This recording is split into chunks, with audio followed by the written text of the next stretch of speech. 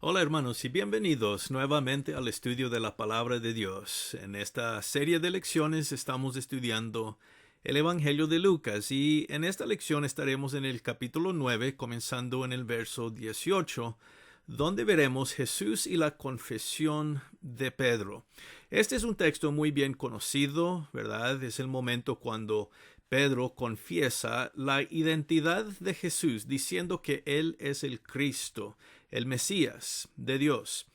Y los otros evangelios también contienen esta historia, pero como siempre queremos verlo desde la perspectiva de Lucas, así que vamos a concentrarnos en estos versos en esta lección. Ahora, esta sección, la primera, es parte de las tres secciones que siguen. En otras palabras, hay una serie aquí y vamos a tomarlo en esta lección, la primera parte, y ya luego en las otras lecciones pues veremos a las otras dos partes que corresponden con esta. Así que vamos a comenzar de esta manera.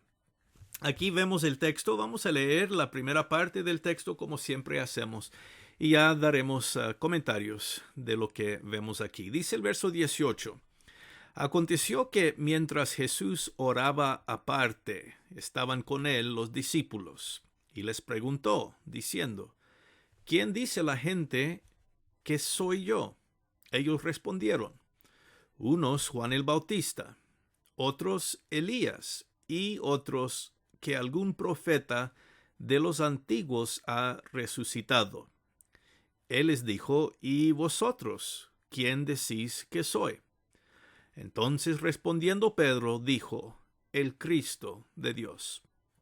Bueno, así comienza esta sección, ¿verdad? Y dice que Jesús estaba orando, dice aparte, quiere decir que no estaba la multitud junto con él, eran solamente el Señor Jesús y los discípulos, es decir, los 12 apóstoles, nadie más.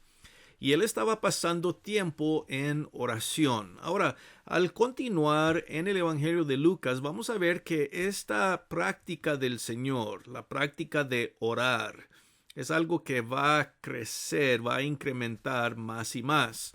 Era una parte esencial al ministerio de Jesús, ayudándole a mantener su enfoque en lo que Dios le había enviado para hacer. Siempre cuando Jesús va a hacer algo muy grande o importante, lo vemos tomando tiempo en oración. Y pues vemos la importancia de esto, ya que Jesús quiere mantener su comunión y la comunicación con Dios, su Padre. Y aquí vemos que lo está haciendo otra vez, esta vez con los discípulos ahí presente con él. Ellos indudablemente estaban aprendiendo de la misma importancia porque una vez que el Señor regresa al Padre, pues ellos van a tener que orar y pedirle al Padre en el nombre de Jesús, ¿verdad? Todo lo que ellos necesitan. Así que el Señor está entrenando a los discípulos, a los apóstoles, en esta disciplina tan importante. Y para nosotros es lo mismo hoy en día, que no. La oración, el tiempo que pasamos orando con Dios es tan esencial para nuestras vidas espirituales, tanto como lo fue en la vida del Señor Jesús. Él es el mejor ejemplo de la importancia de mantenernos conectados con Dios a través de la oración. Y eso es lo que estaba haciendo aquí. Una vez que ese tiempo de oración había terminado, Jesús va a los discípulos y les hace esta pregunta muy importante, la pregunta clave. Tiene que ver con la identidad de Jesús. Y básicamente Él les pregunta, ¿qué dice la gente? ¿Qué han escuchado? No olvidemos, los apóstoles acaban de regresar no hace mucho tiempo de la misión que Jesús les envió para hacer. Ellos tenían que ir predicando en las diferentes ciudades y pueblos, aldeas, en el lugar donde estaban. Tenían que predicar y enseñar acerca del reino de Dios y también lograr milagros. Jesús les había dado su autoridad juntamente con el mensaje, ¿verdad? Y el poder del Señor mismo. Entonces ellos fueron y lograron esta misión y luego volvieron. Y cuando volvieron, pues vimos que Jesús alimentó a la multitud, más de 5,000 hombres y personas, niños, mujeres. Entonces, esta sección sigue estas dos experiencias que se han enfocado en verdad en los 12 apóstoles, porque después de su misión y Jesús multiplicando la comida, los panes y los peces, los discípulos estaban muy involucrados en estas dos cosas. Entonces aquí otra vez el enfoque está sobre ellos, sobre los 12 apóstoles. Y Jesús quiere preguntarles, ¿verdad? En su misión, lo que han escuchado en los lugares donde han ido, ¿qué dice la gente acerca de mí? ¿Conoce la multitud quién soy? Y bueno, ellos comienzan a decirle, bueno, verso 19, bueno, algunas personas dicen que eres Juan el Bautista. Ahora, recordemos, Juan ya ha muerto. Entonces, si es Juan, según la gente, eso significa que Juan ha resucitado, ¿no? Y otros dicen el profeta Elías, ¿verdad? El gran profeta del Antiguo Testamento, tal vez él ha venido, pero si es Jesús Elías, otra vez se espera una resurrección, ya que Elías murió tantos años atrás. Y luego, la última cosa que dice la gente, ¿verdad? Algún otro profeta, tal vez desconocido, pero vemos otra vez la necesidad de un profeta de la antigüedad que ha resucitado, verso 19.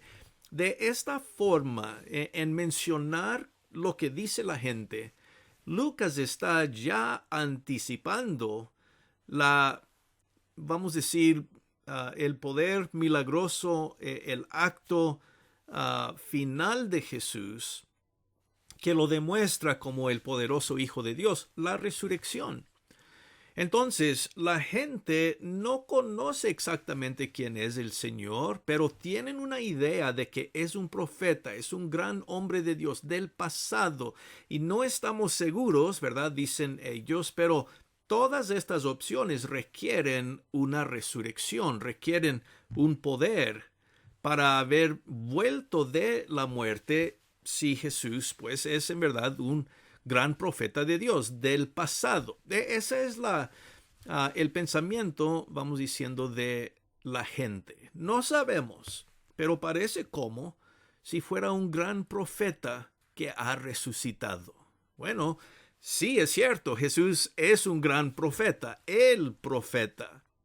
Y sí, Jesús va a resucitar más adelante, pero hay una parte aquí que Jesús quiere enfatizar. No solamente que Él es algún profeta o el profeta de Dios, pero hay un detalle muy importante que veremos. Bueno, después que Él les pregunta esto a los discípulos de la opinión de la gente que dicen acerca de mí, Él les pregunta en el verso 20, directamente ahora a los 12, a los apóstoles, y ustedes, ¿qué dicen acerca de mí? ¿Quién soy según ustedes? Ahora, la pregunta es muy básica.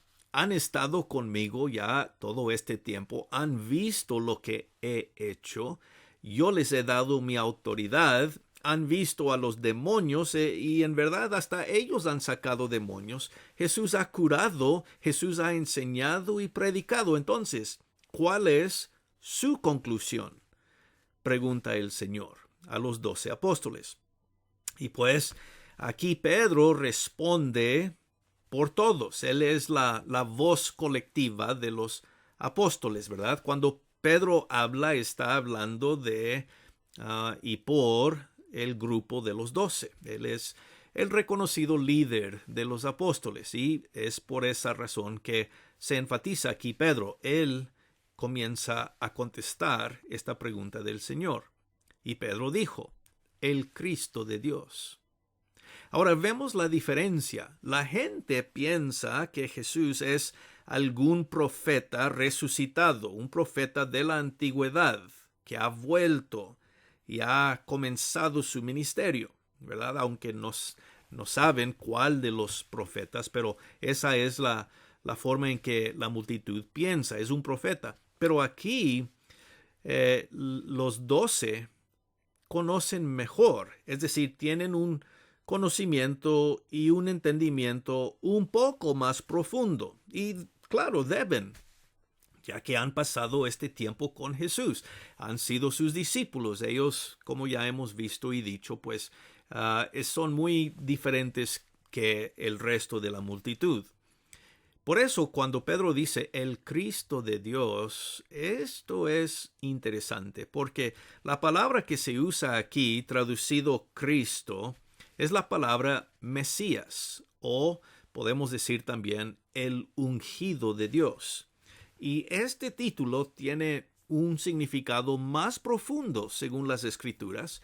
Es Cristo, es Jesús, no solamente un profeta, pero es el Cristo, el Mesías, el prometido en el Antiguo Testamento, el Rey.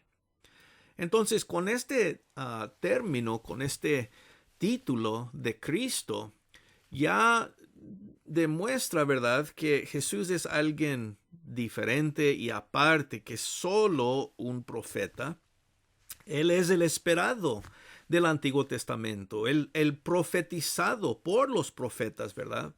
Entonces, aquí la respuesta de Pedro es clave, porque él demuestra que los discípulos sí conocen más profundamente quién es Jesús en realidad.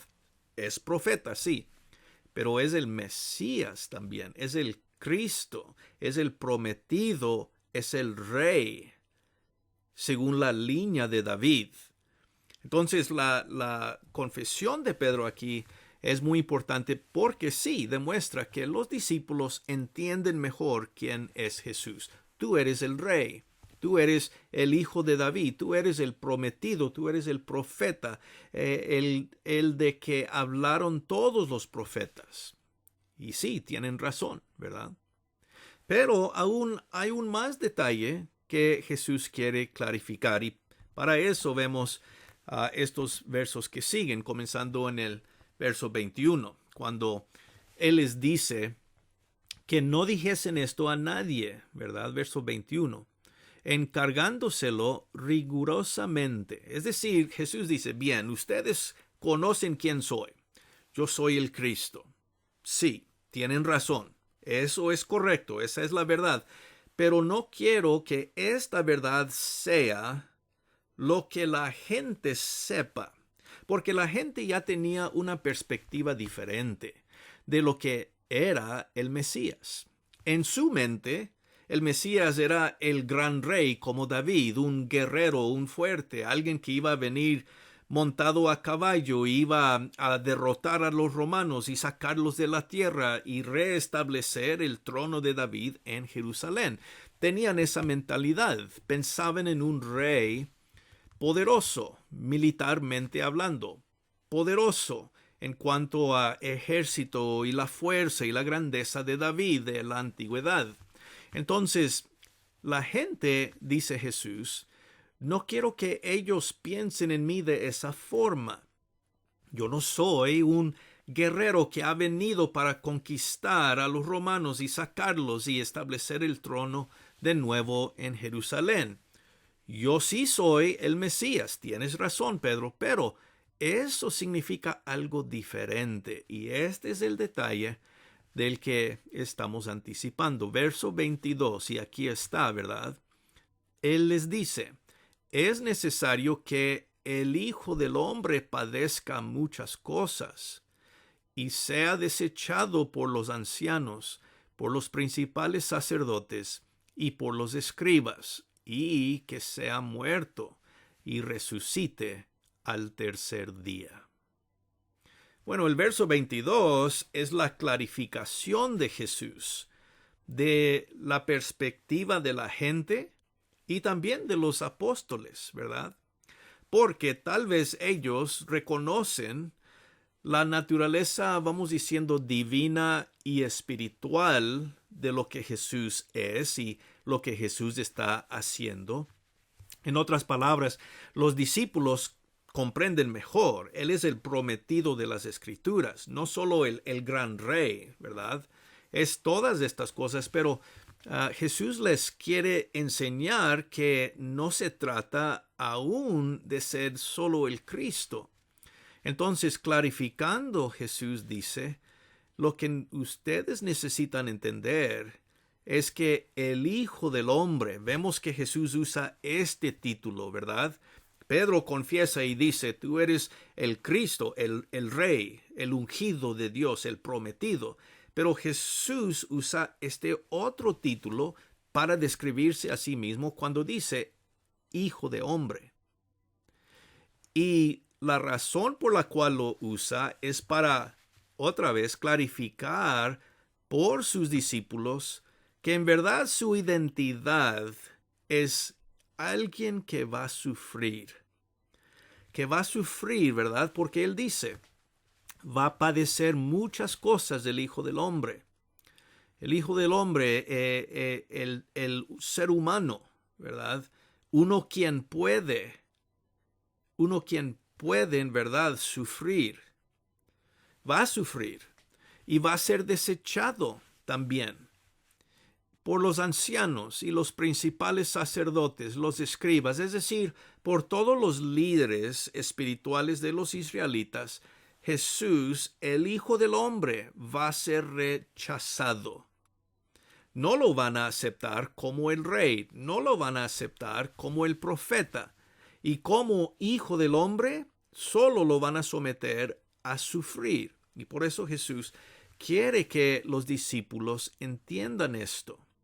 Jesús no ha venido para ser entronizado en gloria en Jerusalén. No ha venido para conquistar, no ha venido con gran majestad anunciado por ángeles en el cielo para ser reconocido como un rey terrenal. No, Jesús ha venido para lograr una meta muy diferente, muy distinta. Él ha venido para sufrir y morir. Y esa es la clarificación acerca de su identidad que ellos necesitan entender. La gente piensa en un rey poderoso. Ustedes piensan en que soy el Cristo quien cumple las profecías del Antiguo Testamento, el ungido. Pero yo quiero decirles y quiero que sepan, dice el Señor, que yo he venido para sufrir y morir.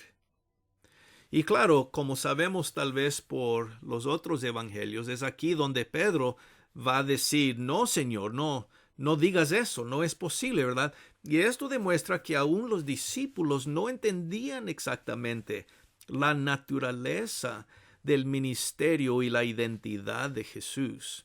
Pedro comienza a negar que Jesús va a sufrir porque eres el rey, Dios te ha traído, ¿cómo puedes decir que vas a sufrir y morir? No, nunca sea eso verdad. Eso es lo que Pedro está pensando, ¿verdad? Pero aquí en Lucas Jesús dice, sí, voy a sufrir. Y no solamente eso, pero voy a morir, ¿verdad?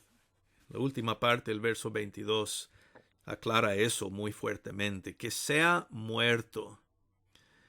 Entonces, todo esto va a terminar en la muerte del Mesías. Y esto sin duda confunde a los discípulos, no le comprenden por qué es necesario esto. Tú eres el Todopoderoso, hemos visto tu poder, tu autoridad, sacas demonios, ¿verdad? ¿Y cómo dices que vas a sufrir y morir?